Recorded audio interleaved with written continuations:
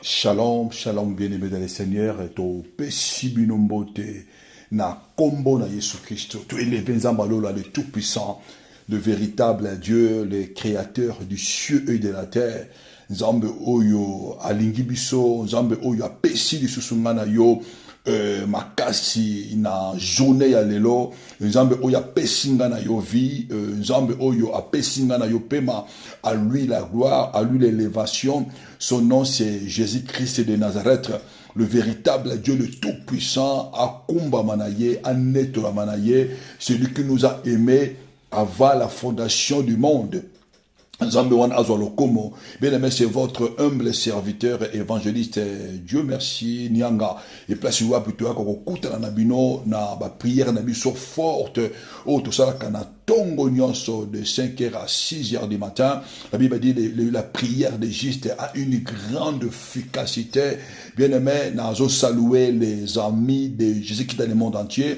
Bah, oh, bazana qu'il y a mérite, Nzamalola Amonabino, Nzamalola Apambolabino, les amis de Jésus qui est dans le monde entier, Namokil na Océanie, Nzamalola Amonabino, na Asie, Bola Manzambe, et accompagné Bino, que la main de Dieu, Ezalalikolo Nabino, les amis de Jésus qui est dans le monde entier, bah, oh, bazana mokili na Europe, Nzamalola Amonabino, grâce super faveur Yanzambe, Likolo Nabino, nazo saluer les amis de Jésus qui est dans le monde entier, bah, oh, bazana mokili a fille, Nzambalola a accompagné Bino, Nzambewana a visité Bino puissamment dans le nom puissant de Jésus. Bien-aimé, toujours ça, merci. Pas yaba, bandeko nyonso tout oyo bazako aider biso spirituellement, bazako soutenir biso na ba prière na Bino, Nzambalola amon na Bino, oyo bazako kila pona biso pona œuvre oyo bien-aimé. Loboko na Nzambe ezali kolo na bino Nzambe on a fortifié bino bandeko oyo bazako soutenir biso d'une manière d'une autre, financièrement peu matériellement.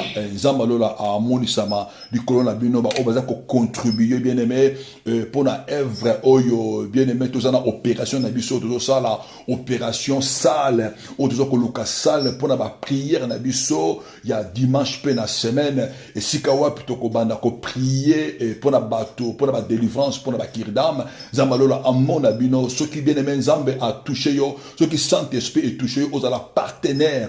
Il y a centre de réveil et de la restauration des hommes bien aimés à la partenaire. Nzambalola a ko bénir yo, Nzambalola a ko accompagner yo parce que tu es parti, tu es fait de partie, il y a évangile, il y a kolo pour ba ami Nzambe et bika.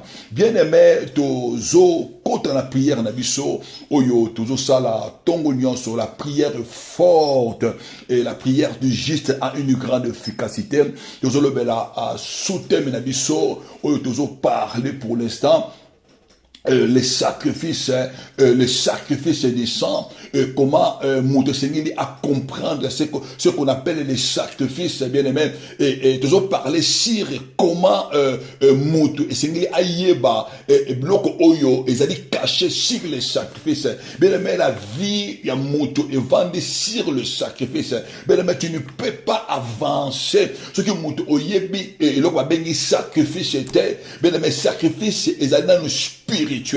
Il y a plusieurs sortes de sacrifices, mais toujours le plus c'est le sacrifice des sangs, parce que là, toujours le sacrifice des sangs, parce que via moto et zali makila, dans le monde de l'esprit, dans le monde spirituel, les mots sacrifice, ils ont un parti makashi, ceux qui ont yébis, le sacrifice, tu ne peux plus avancer dans ta vie, tu ne peux plus progresser dans la vie parce que bien aimé mutu ya combattre sur l'ennemi a yebi importance ya sacrifice. Bien vous savez que le monde a été sauvé par les sacrifices. Le salut est gratuit, mais le salut est coûteux. Le salut a été donné par Dieu par un sacrifice. Et Nzambe pour sauver biso, il a donné un sacrifice de son fils Jésus-Christ.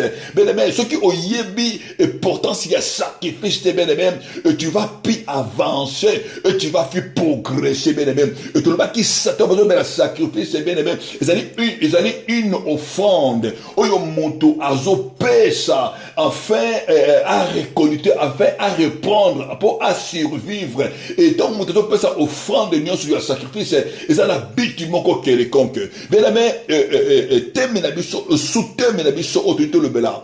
Na tongo ya lelo, avant ton côté de ma prière na biso, bien aimé, tu lui parler plus, tu n'es pas, tu n'es plus un esclave, tu n'es plus un esclave, aux sous esclave, c'est que yo comprendre que yo aux sous sacrifice, il y a esclave, et c'est que yo au boy ya sacrifice, il y a esclave. Bien même la ligne totalement malheureusement, tu comprendre bien même, tu es né pour vivre selon la volonté de Dieu, et tu n'es pas né pour vivre selon la volonté de l'ennemi. Bien la ligne oyeba que na vie na yo au salamate pour vivre selon ma loi, selon ma sacrifice, il y a ennemi. Mais yo au salama pour vivre selon la volonté de Dieu. C'est pourquoi bien aimé tenu le la sacrifice. Tant que le sacrifice du sang, les sang bien aimé ezali âme ya moto ezama kila. Bible zoloba la chair de toutes choses, l'âme de la chair c'est son sang, l'âme de la chair de toute personne c'est de son sang. Bien aimé na kati ya makila ne tozo mona esika via moto evandi. Tozo tanga maloba na Nzambe, tozui maloba na Nzambe na Exode chapitre 1, bien aimé tobandi na verset 7 tu na verset 10. Bible lobi Joseph mourit ainsi que tous ses frères et toute cette génération-là. Les enfants d'Israël firent féconds, eux multiplièrent, et ils s'accrurent, et devinrent de plus en plus puissants, et le pays en firent et remplirent. Ils s'élevèrent sur l'Égypte un nouveau roi qui n'avait point connu Joseph. Il dit à son peuple, voilà les enfants d'Israël qui forment un peuple plus nombreux et plus puissant que nous. Allons, montrons-nous habiles à son égard. Empêchons qu'il ne s'accroisse et qu'il survient une guerre, il ne se joigne à nos ennemis pour nous combattre et sortir ensuite du pays. To pamboli malobana Nzambe a bénir malobana ye. Nzambe a pambola malobana ye. Bien aimé, tout le bela sur les sacrifices, sacrifice oyo ezali oyo mutu azo pesa paya ba divinité oyo mutu azo déclarer pour na ko survivre, pour na ko racheter finaye. Bien aimé, sika oyo to wuti kotanga malobana Nzambe et Bible ezotali sabiso du bota ya Israël. Bible ezobana biso bana Israël tango bakendaki na esclavagisme na mboka ya Égypte. Debi histoire malamo et bakotaki par rapport ya Joseph oyo azalaki vandi et pas ya bandeko na ye. Beneme tozomona Bible lobi awa il y a certains moments Joseph akufaki déjà et batu nyonso ya génération ya Joseph bakufaki. Joseph il était comme un premier ministre na kati ya mboka ya Égypte, mais il était un étranger. Oyo Nzambe a tombola ki na mokili wana. Joseph il était puissant et pendant que Joseph il vivait, ses frères étaient bien, sa génération était bien. Mais Bible lobi Joseph a koufi pe génération na ye. Et bana Israël, bana qui fécond. La première des choses, au Bible, il y a que bana Israël, ils étaient féconds, ils se multipliaient et ils s'accroissaient et ils devenaient plus en plus puissants. Et c'était les enfants d'Israël. Mais Bible, les autres balabiso, dans verset 8. Bible, les autres balabiso, il s'éleva sur l'Égypte un nouveau roi qui n'avait point connu Joseph. Bien aimé, Bible dit, il y avait un nouveau roi. Et un nouveau roi, oyo ayeba qui Joseph était. Na vie yabana Israël. Et un nouveau roi oyebaki Joseph était na kati na Égypte, et un nouveau pharaon, et tant nouveau pharaon a azu poste ya roi. Bible lobi na verset 9, il dit à son peuple, voici les enfants d'Israël qui forment un peuple plus nombreux et plus puissant que nous. Wawana yebisi bato, yebisi peuple na ye na Égypte, c'est le peuple oyo a commis plus nombreux, a formé un peuple plus nombreux. Bana Israël a commis plus puissant que nous. Alobi, allons montrer na verset 10, alobi, allons montrer montrons-nous habiles à l'égard de son peuple. Alors, afin que tu empêches bango, afin que tu empêches bango pour accroître, afin que tu empêches bango va devenir puissant, afin que tu empêches bango ceux qui guerre ayé peuple oyo va rejoindre na bango na biso et peuple oyo va bima na kati esclavagisme. Bien aimé, sika oyo bien aimé to kotanga tozomona la vie ya bana Israël, tozomona vie na bango. Peuple oyo bazalaki fécond, peuple oyo bazalaki avancer. Nous avons comment les œuvres de l'ennemi et ça la kana vie ya bato. Nous avons comment ba loi ya ennemi, ba sacrifice ya ennemi et ya kapona pour arrêter avancement, to croissance ya vie ya bato. Nous avons comment peuple oyo bazalaki ko avancer. Peuple oyo bazalaki fécond. Peuple oyo bazo ko produire Bible bazo ko se multiplier na kati ya Israël, na kati ya Égypte, na mboka oyo batekaka bango. Peuple oyo bazo ko avancer, peuple oyo bazo multiplier. Et Bible lobi etango roi ya Égypte et moni bango, et moni croissance, et moni peuple oyo comme puissant, et roi ya Égypte le dit que non, et c'est que tu arrêter croissance ya peuple oyo, et c'est que tu arrêter fécondité ya peuple oyo, et c'est que tu arrêter et peuple oyo bazali puissant, peuple oyo va multiplier les choses. Mais c'est ça l'œuvre de l'ennemi, c'est ça les sacrifices de l'ennemi. Oyo asalaka na vie ya bato. Soki amoni peuple oyo ezali fécond, soki amoni peuple oyo ezako se multiplier, bien aimé, tant Nzambe asali moto, Nzambe alobi na l'homme soyez fécond, assujettissez, multipliez, dominez. Nzambe apesi mandat et pas ya moto, que l'homme qui soit fécond, moto a géré, moto a dominé la surface de terre. Mais ça c'est ce que Dieu a donné à l'homme. Mais tout le monde a bien aimé et loi, sacrifice, oyo to pesa biso, to pesa la biso. Nous avons un sacrifice oyo to pesa ma na mabota oyo to wuti. Nous avons un sacrifice oyo to pesa ma et sika oyo moto abimeli, ba sacrifice wana ezo ya pona pour arrêter.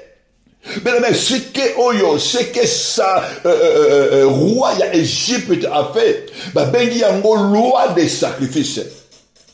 Et le oyo roi ya Égypte a sali pour la bana Israël, ba bengi yango loi des sacrifices. Aye pour a sacrifier destiné na bango. Aye pour arrêter course na bango. Bible zolo banabiso nani oyo arrêter binom. Surtout tangi na Galates chapitre 5 verset 7 à 8. Bible zolo ba vous courez bien qui vous a arrêté pour vous empêcher d'avancer ou d'obéir. Cette influence ne vient pas de celui qui nous a appelés. Cette influence ne vient pas de Dieu. Bien aimé, ma sacrifice est maléfique. Ma sacrifice est sorcellerie. Bit nango et yaka pour arrêter mon course. Pour arrêter mon croissance. Pourquoi ma sacrifice est salement? Pourquoi le sacrifice est salemaka? Pour arrêter moto à avancer. Pourquoi le sacrifice est salemaka? Pour moto à atteindre objectif finalité. Bien aimé, Joseph était à Kotaki na Égypte. Joseph il était vendu. Joseph est à côté comme esclave. Il y a un certain moment, tout le monde en Égypte, pendant le survie de Joseph, ça a qui bien. Qu'on vivre en paix parce que Joseph, comme roi, Joseph il régnait. Joseph il était premier ministre. Papa naïe, Jacob, et il avait des serviteurs en Égypte. Parce que moi, naïe, il dominé. Parce que moi, naïe, premier ministre, il régnait. Spirituellement, dans Égypte, Joseph qui puissant. Mais Bible Zoroba, tant que Joseph est accoufi, il y a un nouveau roi qui vient de se naître. Bébé, qui vient de se naître. Un nouveau roi a eu place. Nouveau roi a un nouveau mandat. Mandat où il a péché, alors c'est dit pour sacrifier. Et c'est dit pour arrêter. Avancement, il y a bana Israël. Et c'est dit pour arrêter croissance et nabango. Et c'est dit pour arrêter multiplication na bango. Et c'est dit pour arrêter fécondité. Pour arrêter, pour diminuer, peuple qui est puissant. Mais bah sacrifice est ennemi. Pourquoi ennemi ça la sacrifice na vie na yo. Plus il y a ennemi na vie na yo. Na mabota c'est que sorcellerie ezali que yo o matate. Que yo o tombo la motute. Yo au produirité, yo au sepelate, et roi oyalobi, roi oza ko présenter la sorcellerie, roi oza ko présenter les hommes forts, na oyo ba bima na mabota na biso, bato oyo ba vanda ba homme fort, ba femme forte, azo présenter, bato oyo, bato sala na hôtel ennemi, mutu oyo au roi oyo présenter, la sorcellerie, le sorcier. Loi oyo présenté. Bien aimé, batu oyo baza coopérer de l'oyo. Batu oyo baza entourer biso mitema mabe. Yoka roi oyo lobi. Et c'est ngeli to empêcher bango. Bien aimé, nani aza ko empêcher vina yo. Nani aboyi yo o mata. Bien aimé, nani natalisa yo comment l'ennemi, comment la sorcellerie, comment l'ennemi a salaka, que yo o matate, que yo o dominete. Tango amoni yo o komi komata. Tango atali yo o lingi o banda kobota. Tango amoni yo o lingi o la fécond. Bien aimé, c'est là où les sacrifices viennent. C'est là où les sacrifices ayent koganda.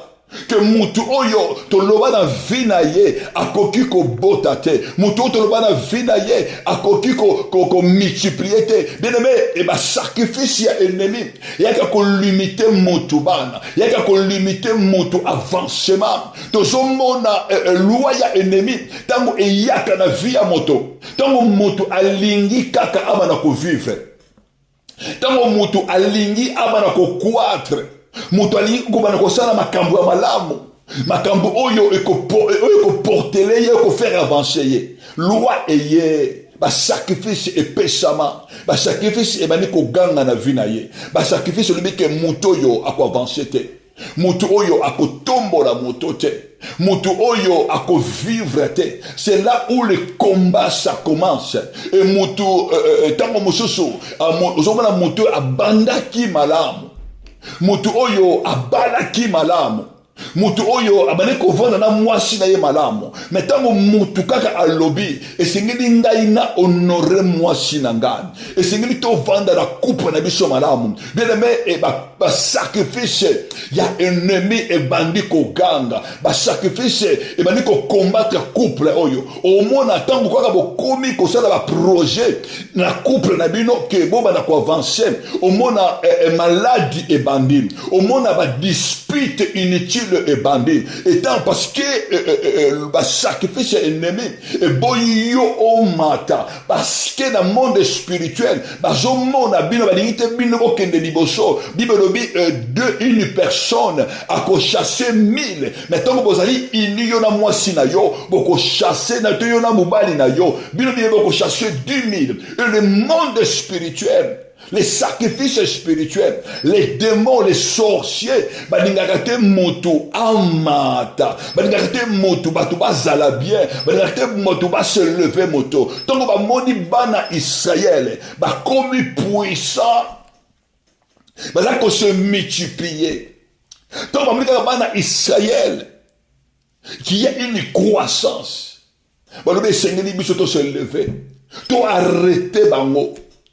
To arrêter bango et Seigneur to tia to pesa ba sacrifice et Seigneur to livrer ba da oyo et Seigneur to livrer bango et Seigneur to pesa bango misala ya makasi et Seigneur to ba da ko boma bana ya mibali nyoso ba ko botama et Seigneur to pesa bango ba charge bien-aimé et charge nini oyo loi ya libota et pesa bien-aimé ba loi ya libota ba sacrifice ya libota et comme ça ka batu ba esclave loi ya libota et yaka po mutu akoma esclave po mutu a avancer te loi ya libota ba sacrifice oyo ba pesa kana bota na biso et ça pour évendre sa mutu na che bien-aimé le roi d'Égypte alobi que peuple oyo ko matate peuple oyo ko se lever motute soki na tiki peuple oyo ba avancer ndenge bazoko kende bebe ndenge bazoko mata tout tika ka peuple oyo un jour peuple oyo ako se libérer peuple oyo ako combattre biso alobi to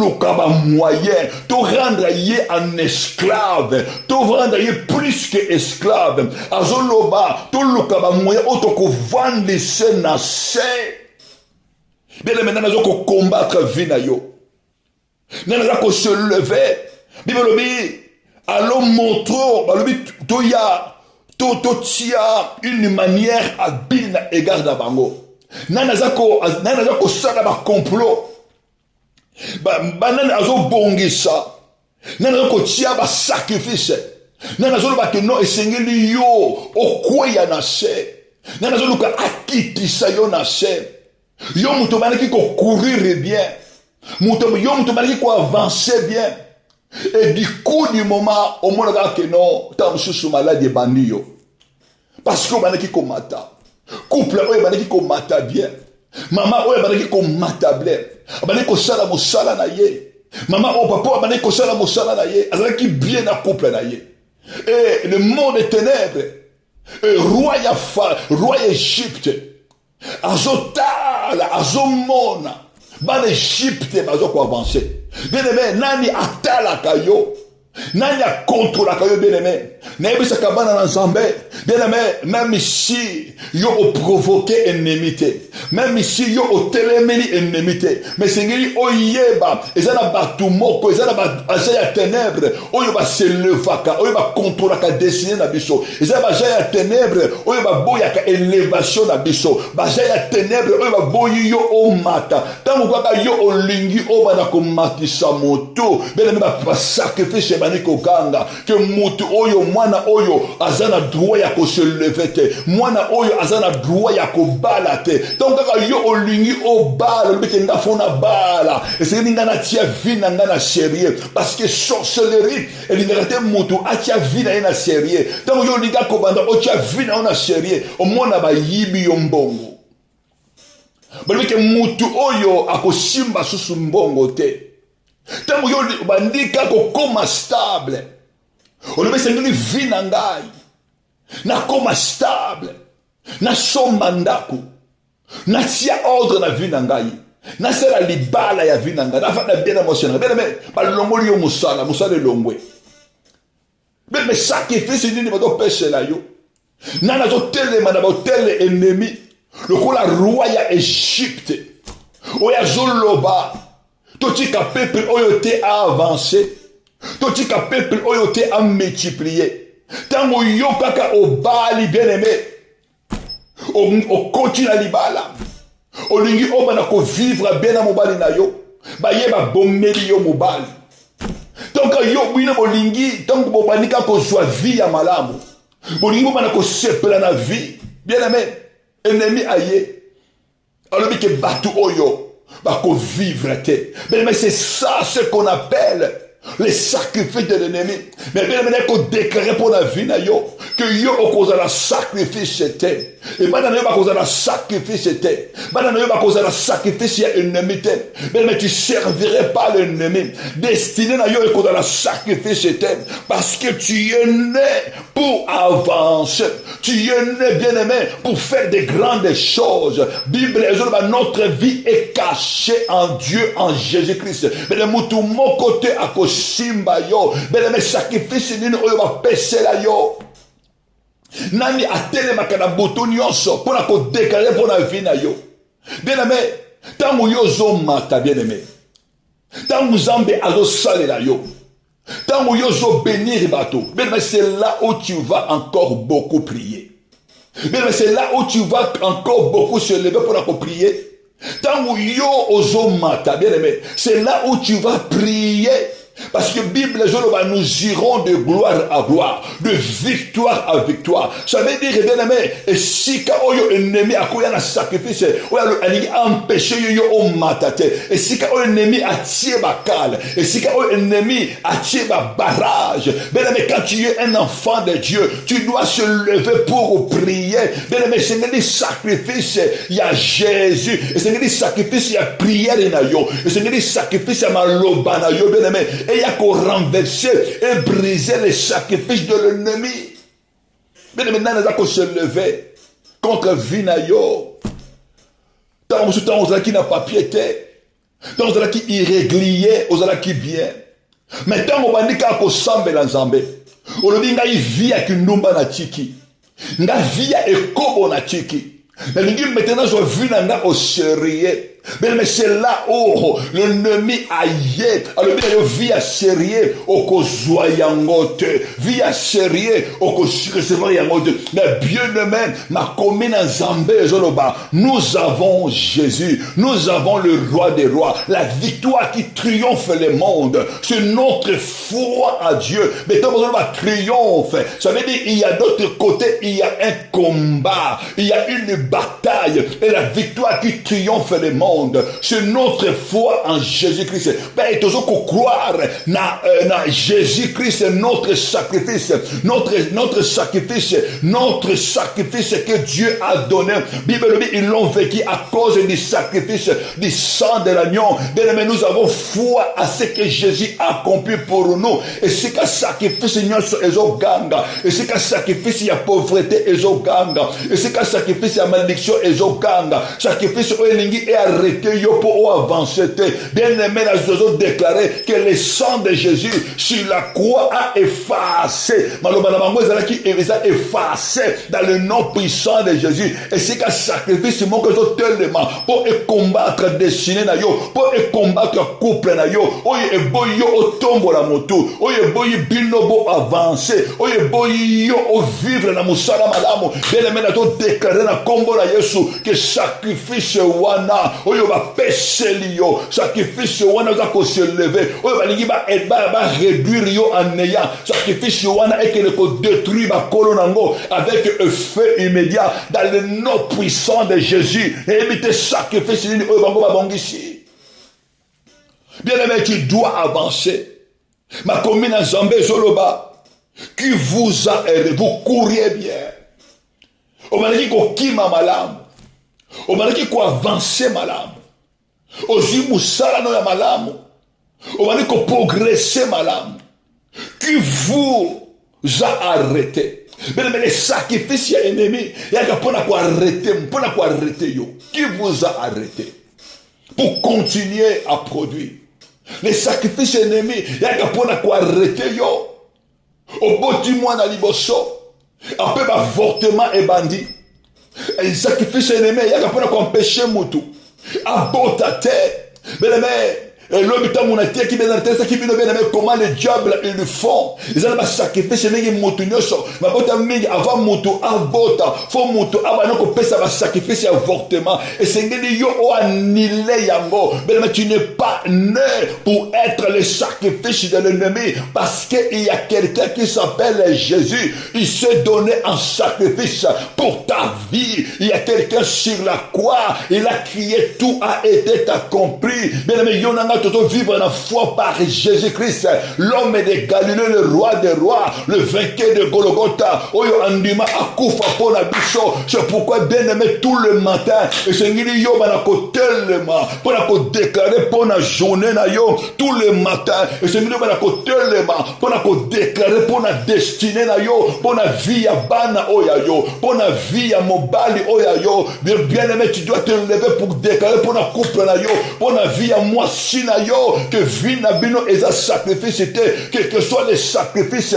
o ennemi à côté le ma, o ba jambe à tenir à côté le ma, o ba ko penser pona bino, pour ba arrêter bino, pour avancer, pour ba arrêter bino, pour progresser. Mais tu dois prier. Bien aimé, tout ça là, ba délivrance, to priya, pour na couple moko. Bien aimé, papa on a yebisi na bi papa Dieu. Chaque fois, ce qui te sonne dans moi, au moins les choses avancent. Nazo sima bambongo, mais à quoi avancer? Maintenant quand nazo kaka makanisi, dans le but que papa Dieu, dans le but il faut na honorer moi sinangai. Faut na bala moi sinanga, na ko vivre na vie à éco-beauté. Et c'est que na honorer moi sinangai.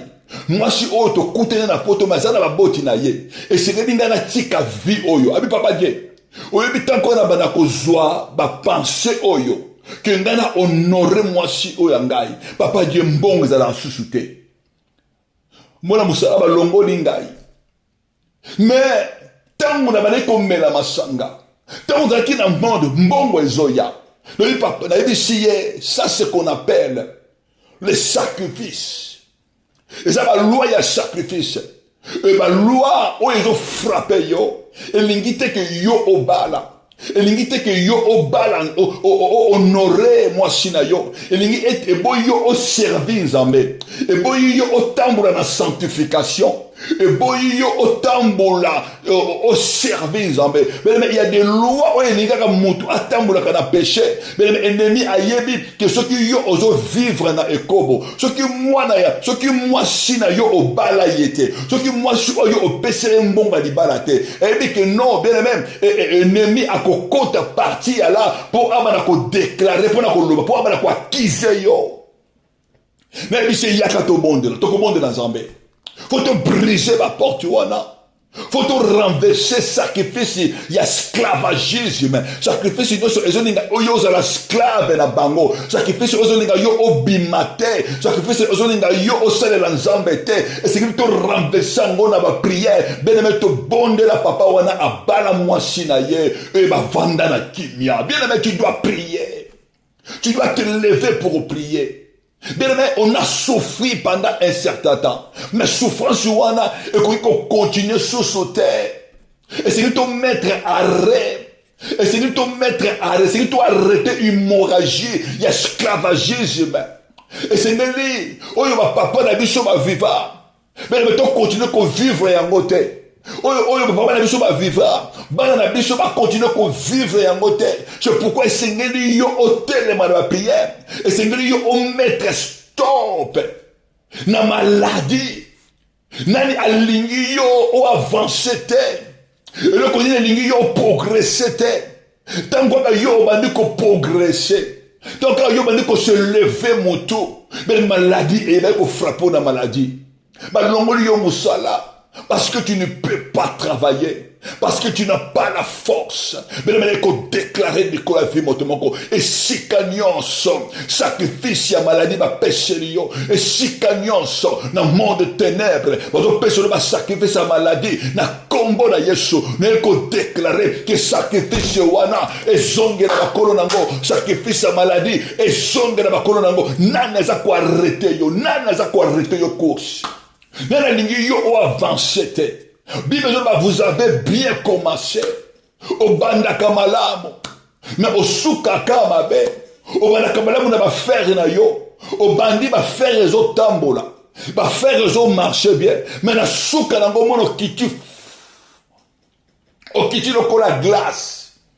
Au kiti lokola ba neige. Tango moye bimaka. Au kiti lokola au kauki. C'est ça les sacrifices d'esclavagisme. Nanazo pese lo ba sacrifice d'esclavagisme. Pour yo on matrisa motote. Pour yo o sekate, pour yo o sepelate. Bible zolo banabiso, soyez toujours joyeux, et soyez toujours joyeux, soyez forts, marchez de gloire à gloire, de victoire à victoire.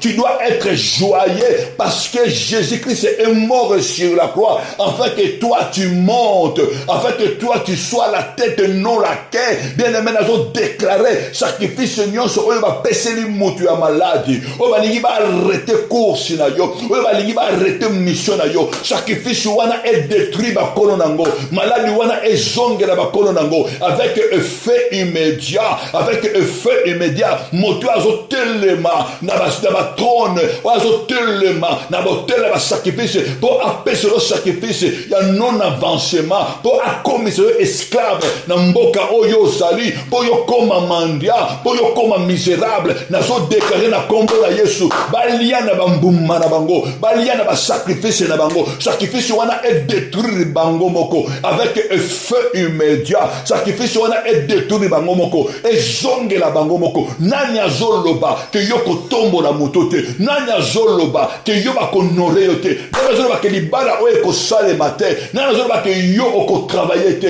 nani azoloba que yo oko balate, que yo oko botate, nani azoloba que yo oko avancer. Nana kozoloba yo kozala honorete na kombo na Yesu. Nani azoloba ke bana oyo oboti bakozala obako bako honore yo te, ke bana yo oboti bako matate au nom de Jésus-Christ. Nana zo déclarer, je me tiens sur la puissance de la parole. Nazo déclarer que motunyoso oya agent à ténèbres, oya azali gardien à ténèbres, oya batinda na vina yo ayambakake sacrifice wana est détruit bango moko. Confusion et contre na kana bango. Nani azoloba ke yo oko avancer te. Que tokotala ye. Soki kotombola motu. Tokotala ya kokita et la sorcière. Tu es sorcier. Osaka misala oyo ba tindi yo na libota na yo. Osaka mission oyo ba tindi yo. Bien aimé. Nani wana la ko se lever pour arrêter yo. Nani la ko se lever. Bible zoloba toute langue qui se levera en justice. Nana kota kana tribunal ya ténèbres contre destiné na yo. Nana sekaka yo na butu. Nana yaka pona ko batokotala yo. Nana betela ka yo makolo pe maboko. Bien aimé, Bible zoloba. Sur la croix, Jésus-Christ, il a dépouillé la domination. Babengi bino ba domination. Babengi bino ba autorité. Maintenant, il y a quelqu'un qui est pris autoritaire, qui est pris puissant. La Bible zoloba, Jésus-Christ, gloire soit rendue à Dieu parce que Jésus, il est le dominateur, il est le chef de toutes choses. Babengi bino ba autorité monde des ténèbres. Mais Bible dit tout genou fléchi devant le nom puissant de Jésus. Tout genou fléchi devant le roi, les rois. Que soit ma combo oyo ba pesabino, que soit ma combo oyo trône pesabino, que soit ma combo oyo alliance pesabino. Maintenant qu'on présente bino quelqu'un. Bible zoroba, un enfant nous est né, un fils nous est donné. La domination reposera sur son épaule. On l'appellera admirable. Celui qui est admirable. On l'appellera l'Éternel Dieu, le Dieu tout-puissant, le prince de paix. notre roi Jésus. Bien-aimé, nous avons déclaré, Moutounion Soya se levant na vie na yo, akutana na Jésus, le roi des rois. Moutounion Soya zo combattre destiné na yo, akutana na Jésus, akutana le tout-puissant. Daniel Azoloba, voici notre Dieu que nous servons, nous délivrerons. Daniel Zoyebisa, roi Boukandetiza, alors notre Dieu que nous servons, il nous délivrerons. Nous avons déclaré sacrifice nyonso oyo bapesa yo esika ennemi azokopense maloba nyonso ennemi azoloba sacrifice azosala mpo na vi na yo oyo asala mpo na vi na yo sacrifice wana ekende kodétruire ye moko. C'est pourquoi bien aimé ntango yo kobondela lelo nalingi yo bana kodeklare ke sacrifice nyonso oyo ennemi asala ya esclavagisme, sacrifice ya non avancement, sacrifice nyonso oyo eza koarrete nga na avance te, sacrifice nyonso oyo eza koya mpo eboma misala maboko na ngai mpo evandisa nga na se, sacrifice wana eza la détruire na kombo na Yesu. Bien aimé na journée ya lelo nga na yo tokobondela Nzambe na tongo na lelo bien aimé tokende kobebisa ba sacrifice nyonso oyo bazosala mpo na vie na biso, quel que soit kombo ya liwa oyo bapesi sacrifice wana, quel que soit kombo ya non avancement nga na yo tokotelema dans cet moment de prière forte oyo balobi ke yo kotombola moto te nini eza koarrete bana oyo yo, nini eza koarrete quel que soit les sacrifices ya pauvreté, sacrifice ya maladi, sacrifice oyo batindi na mboka yo ozali evandiso na se ozwa mukanda te ozala honoré te bele tokwa renverser yango tokine kwa nile yango par les sacrifices de Jésus, par les sang de Jésus-Christ. C'est pourquoi bien aimé sika yo ozali na lingo bana ko disposer motema na yo et sika yo ozali bana ko élever Jésus, bana ko élever le roi des rois, bana ko tombola kombo ya Yesu, bana kotombola le tout puissant na lingo bondela nkolo na lingo bondela mokoji bien aimé bondela kolo za ko élever Jésus, za ko élever le roi des rois na kombo na Yesu au nom puissant de Christ. Yesu to tomboli yo le véritable Dieu to za ko élever yo Zambe mokote azalo kola yo Zambe mokote akokani na yo na likolo penase na mabele au nom puissant de Jésus-Christ na kombo na Yesu au nom puissant de Christ bana ko élever le tout puissant bana ko élever le roi des rois au so bondela mokonji bana ko élever Jésus le ba Yesu ngana tombolio et sika nyonso pharaon a se leva na vinanga et sika nyonso pharaon a se leva et sika nyonso pharaon a se lever contre ma destinée bien aimé zo bondela kolo zo bondela mokonji zo bana nkolo pharaon ni de nouveau o ya se leva libota papa nanga libota mama nanga ce pharaon ni oyazotelema pharaon nini oyazotelemela destiné na yo vie na yo pharaon nini oyazotelema pona ko sacrifier pona ko pesa ba sacrifice na kombo na yo na kombo ya mobali oya yo na kombo ya mwasi oya yo na kombo ya mwasi oya ngai tubondela nkolo tubondela mokonji bien aimé bondela na kombo na Yesu au nom puissant de Jésus na lingo bondela nkolo na lingo bondela le roi des rois bien aimé zo bondela nkolo za ko élever Yesu Jésus na tomboli yo le kolaba loi établi na tombolio le kolaba sacrifice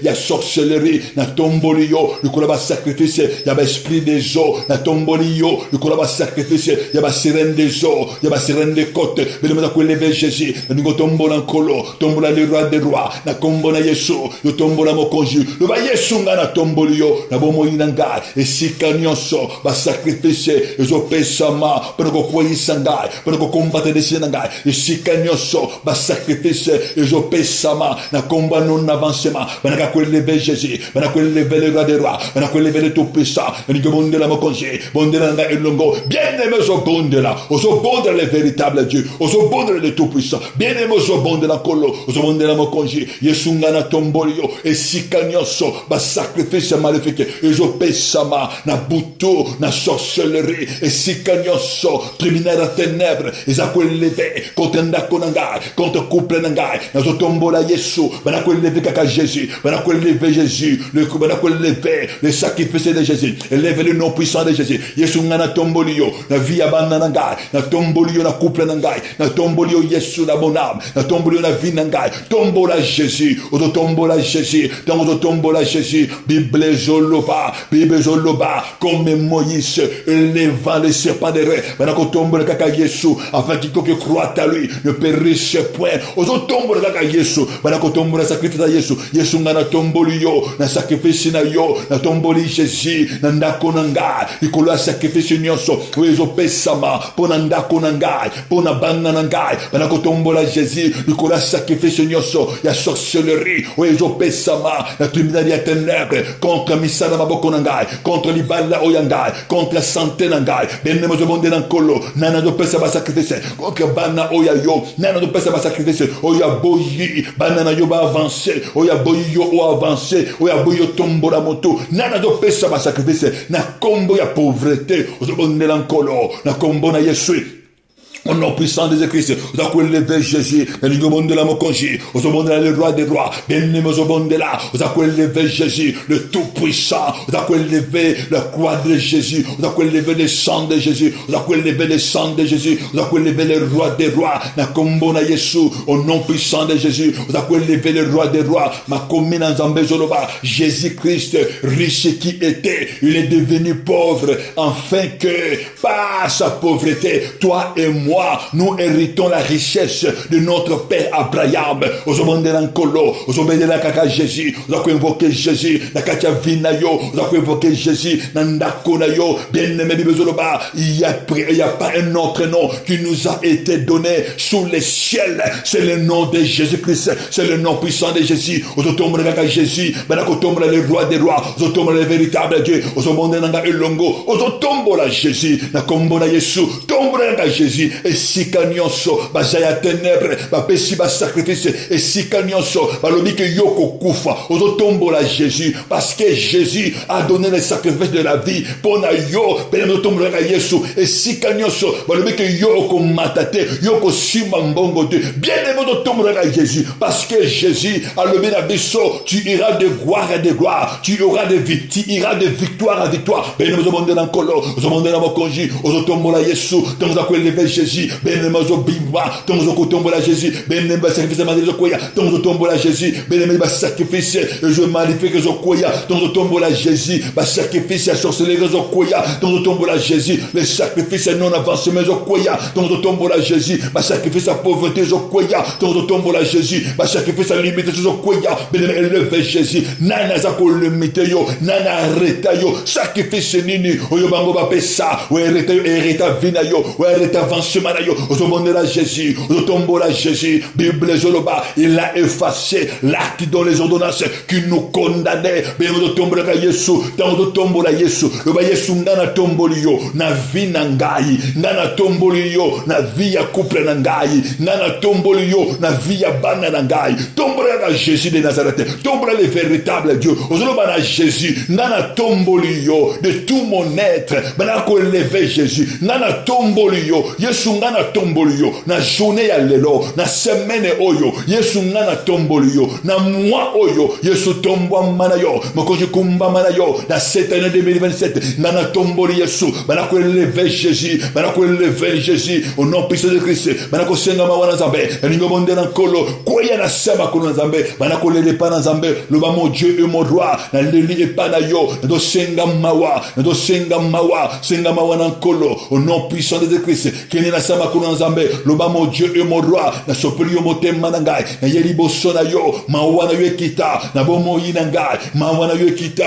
na katanda ko na ngai mawa na yo ekita na vina ngai Lobanankollo, mon Dieu et mon roi, tala esikanga na wuta, tala esikanga na bima, tali sans zambe, mon Dieu et mon roi, tala ma faiblesse oyangai, mon Dieu et mon roi, nekole le panayo, le panan zambe, tala esikanga na tambola, tala oyonga na sali, la miséricorde na zambe, Bible zoloba, si vous confessez vos péchés, il est juste et fidèle pour nous sanctifier, pour nous purifier, tali sankolo ma faiblesse na yo, beneko bomo ma faiblesse na yo te, kenena mona sama kona nzambe loba mon Dieu mon roi tala o libota esalanga libota esalaka ngai ndumba libota esalaka ngai moyibi esalaka ngai mutu ya kanda libota esalaka ngai mutu ya kokosa mutu ya kopanza bato libota esalaka ngai natambolaka d'une façon désordonnée mais nzambe nga na ye na sama kolona yo na ye kosenga mawa na yo bien-aimé senga mawa na nzambe lela na sia ya tona nkolo ozobonela nga elongo Bible ezoloba à lui la miséricorde approchez-vous du temps de la grâce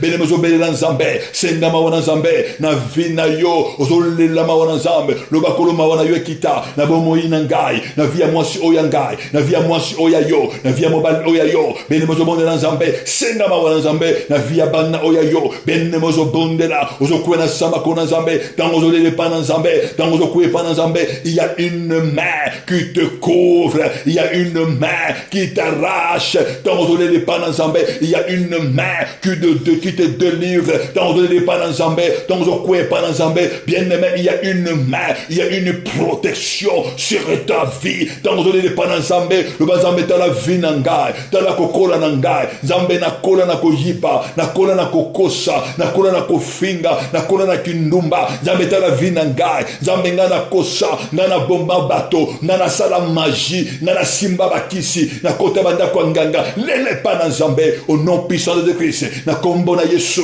au nom de Jésus-Christ mawa na nzambe kita ozobelela makila évoque le sang de Christ ozobonde na nga elongo bien-aimé ozobonde la évoque le sang de Jésus ozobelela mawa na nzambe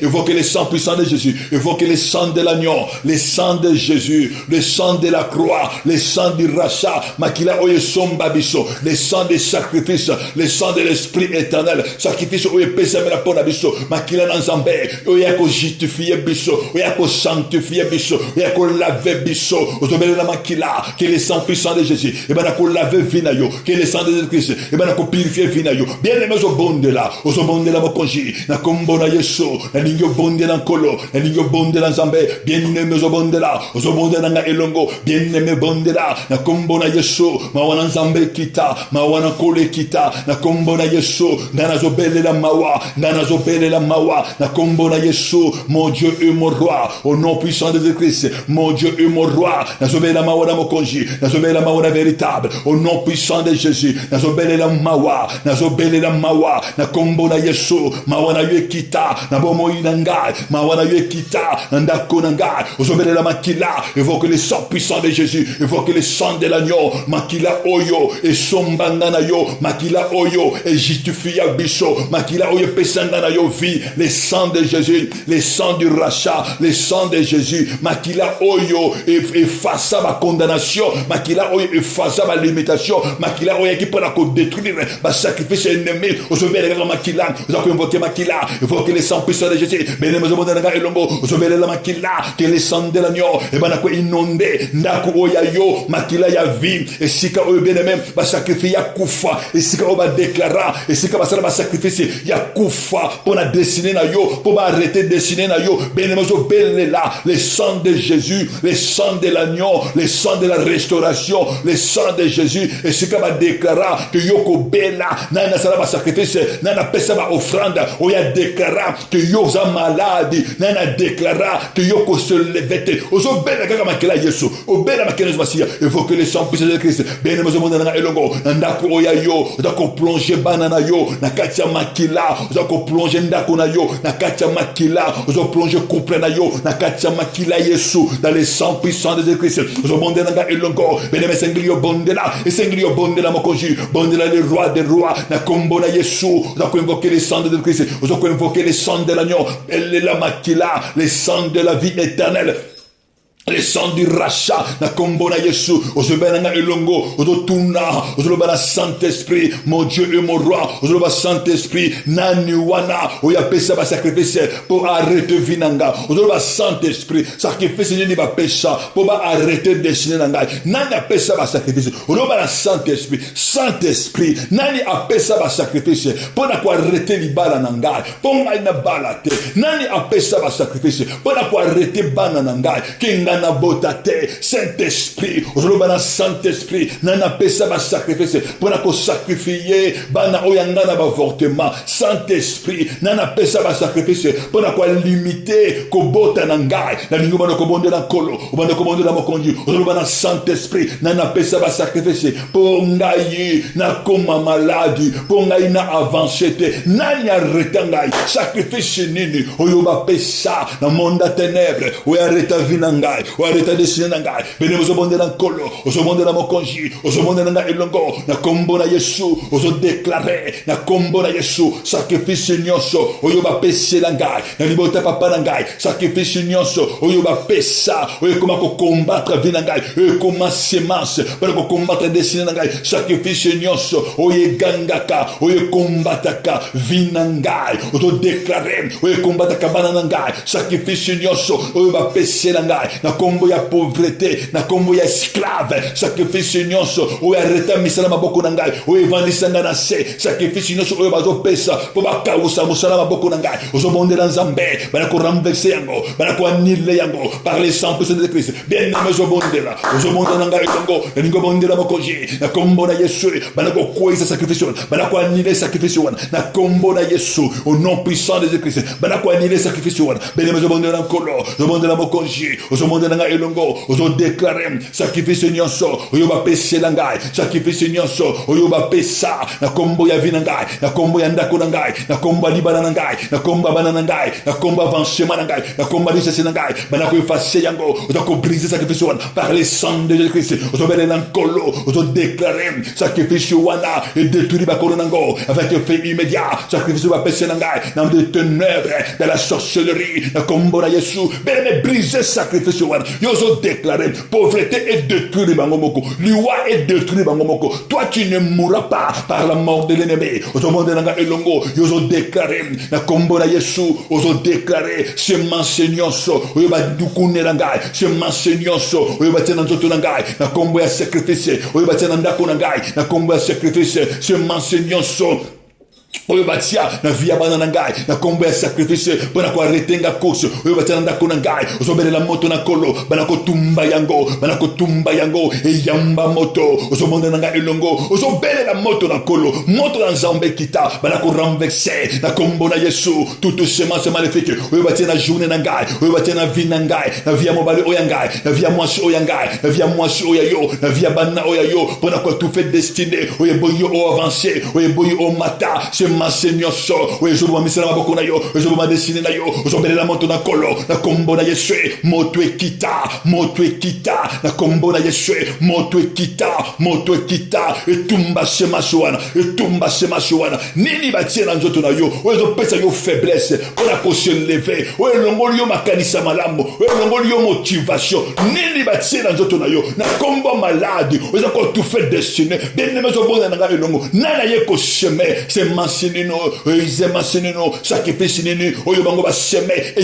yamba moto e zongela bakolo nango na kombo na Yesu Kristo e détruire bakolo nango na kombo na Yesu bene mezobona nanga elongo ozo déclarer moto nyonso atelema lokola Pharaon moto nyonso atelemaka pona ko zo ba décision moto nyonso atelemaka pona ko tala vina yo bene mezo renverser na lingo ba ko renverser nani ba pesa mission na entourage na yo na mboka yo ovandaka esika yo ovandaka na libota ya papa na libota ya mama na bande komakila na ba chaîne partenaire na belle famille esika yo mbada na l'église mabe na nazo mission ozotelemela ozo autorité ozo déclarer ce pharaon nyonso oyatelemaka oyatelemana vinangai pona ko pesa ba sanction oyatelemana vinangai pona ko komisa da esclave pona ko pesa la sacrifice pona ko pesa ba offrande contre vinangai yambise mo panga bene koisa ye pharaon akoya bana ko renverser bana ko briser pharaon na nyatelema le kola homme fort le comme femme forte na nazo mission na comme gardien oyatelema kara criminal na buto pona ko tinda pona ko semer pona ko sacrifier le kola vina yo ayamba kake bene koisa ye na kombo na Yesu azala renverser azala briser na kombo na Yesu amana ko libérer oyayo ayamba kake yambisa yekake bien malingi yo bonde la nzambe yambisa yekake abana ko libérer bana ko briser ba prison wekanga oyayo ba prison wana efungwama prison nyoso bana ko briser ba chaîne wekanga oyayo we rendre oyayo scrap bana ko briser yango bango moko ba kweya bazala écraser bana ko libérer bana ko briser ba prison ozo déclarer oyayo ebima oyayo zala restaurer par les sang de Jésus-Christ, par les sang de Jésus-Christ, par les sang de Jésus-Christ. Oyo nyoso bango ba yiba, oyo nyoso bango ba bomi, la boma ezwa vie maintenant, na kombo na Yesu, ezwa vie na kombo na Yesu. Moto nyoso oya se levaka contre vie na yo ayambaka ki akuya na kombo na Yesu. Père, je proclame la vie, banako proclamer vie, na journée ya lelo, banako déclarer le kolia ndako na yo, le kolia mabota na yo, le kolia foyer na yo, banako déclarer et que vie ekota, non se ekufate zwa vie na kombo na Yesu. Au nom puissant de Jésus, venez me bon de la Zambé, banako bénir journée na yo, banako pambola journée na yo, et pese yo amboma malamo, et c'est que yo ko tambola na yo, na so bon de la peau na yo, Père dans le nom puissant de Jésus, na recommandé banano boko na yo, papa na so déclaré, na kombo na Yesu, et si que non so pharaon, et a vie na bango a se leva, et si que non so bien aimé, gardien a se leva, contre gardien ya maléfique, a se leva contre dessin na bango, oyo a sacrifié. Oui, à rendre ba no esclave. Papa na ko déclarer papa, gardien wana akoya na kombo na Yesu. Oyo nilwa nyonso to, sacrifice nyonso basala ki bana na yo. Oyo zo ko frapper vie na bango. Eza na détruire na kombo na Yesu. Ezonge na bakolo nango avec effet immédiat. Papa tozo déclarer que vie et côte na vie à bana na yo par le sang de Jésus. Restauration et côte na vie à bana na yo dans le sang de Jésus. Et si ka bango ba ko tambola, le bon kono ya nguya Nzambe et tambola na bango. Nous proclamons ta gloire et ta réussite et ta grâce et ta faveur na vie ya bana na yo na kombo na Yesu tolobi amen. Bien aimés Nzambe apambola bino to kutani mokolo ya lobi na prière na biso oyo tozo sala na tongo nyonso to au nom puissant de Jésus. Ce qui Nzambe a touché yo bien aimés à la partenaire il y a œuvre oyo Nzambe akozanga te ko pambola yo dans le nom puissant de Jésus. Amen.